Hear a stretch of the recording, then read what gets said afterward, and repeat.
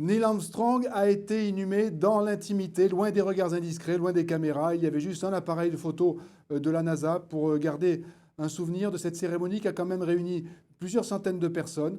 Il y avait là des personnalités politiques de l'Ohio, il y avait là plusieurs astronautes retraités, des héros de la conquête de l'espace. John Glenn, le premier Américain à avoir tourné autour de la Terre en orbite. Il y avait aussi Buzz Aldrin qui a marché sur la Lune quelques secondes après Neil Armstrong, et également Michael Collins, qui l'attendait en orbite autour de la Lune ce 21 juillet 1969. Un orchestre de cornemuse a joué Oh When the Saints Go Marching In.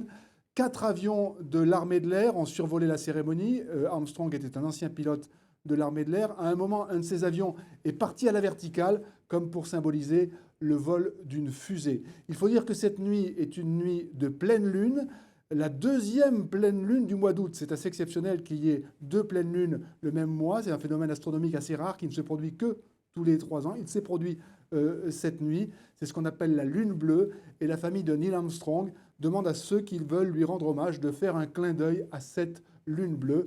La famille annonce aussi qu'une cérémonie nationale d'hommage sera organisée pour Neil Armstrong à Washington le 12 septembre prochain.